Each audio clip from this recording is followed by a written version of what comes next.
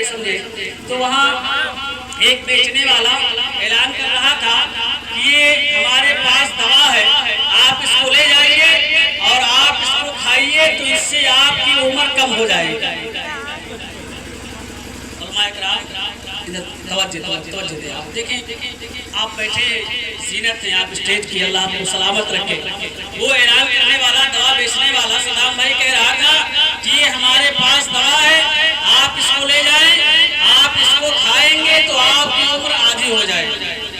तो बच्चा बड़ा खुश हुआ, सोचा कि मेरे वालिदैन बूढ़े हो गए हैं, जो ना इस दवा को खरीद ली जाए और इसको अपने घर भेज दिया जाए ताकि हमारे वालिदैन खा लें तो वो फिर जवान हो जाए। जब वालिदैन भी जवान हो, बच्चा भी जवान, तो और ही बात है। तो उस बच्चे ने अपने वालिदैन के लिए वो दवा खरीद ली। वो दवा खरीद कर अपने घर भेज दिया। कुछ दिन के बाद जब वो बच्चा वापसी आया तो देखता है कि उसके दरवाजे पर एक हुस्न ज़मीन औरत बैठी हुई है। तो वो आकर कहता है कि बहन आप कौन हैं? तो कहा बेटा तुमने मुझे पहचाना नहीं, मैं तुम्हारी माँ हूँ। तो कहा मेरी माँ तो बूढ़ी थी। कहा बेटा जो तुमने दवा भेजी थी ये उसी का असर है कि मैं जवान हो गई। तो कहा माँ ये तुम्हारे गोद में कौन है? कहा बेटा ये तुम्हारे अब्बू हैं, इन्होंने 2 गोलियां खाई।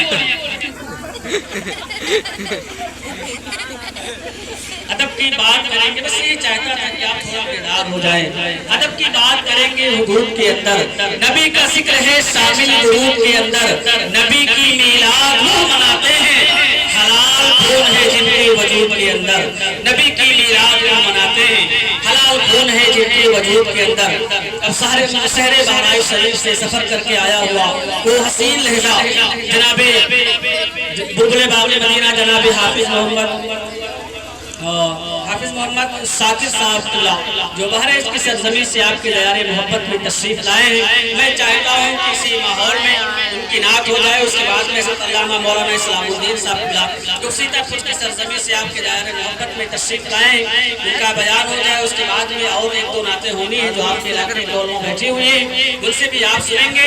तो मैं गुजारिश करूँ बुलबुल बाग मदीना जनाब हाफिज मोहम्मद साकिर साहब से तशरीफ लाएं और ना तो मतलब के अशार गुनगुनाएं। लेकिन मेरी गुजारिश यही है आपसे कि आप सुभान अल्लाह माशाअल्लाह की सलाह बुलंद करते रहा करें।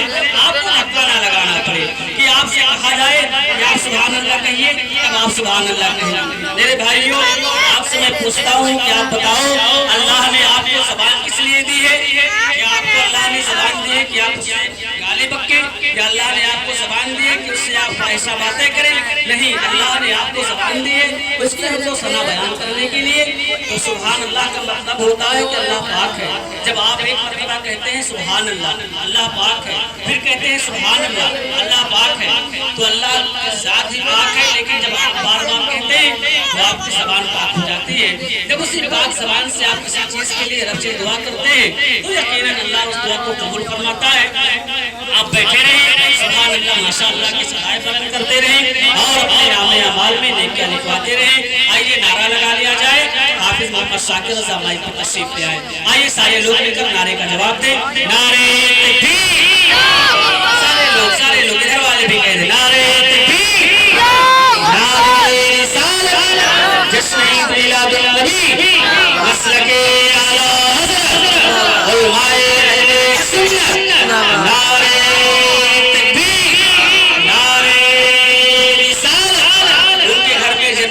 खेतियां नहीं होती, उनके घर में जन्नत की खेतियां नहीं होती, जिनके घर के आंगन में बेटियां नहीं होती। मेरे घर की मलका भी रोटियां पकाती हैं, माँ के हाथ की जैसी रोटियां नहीं होती।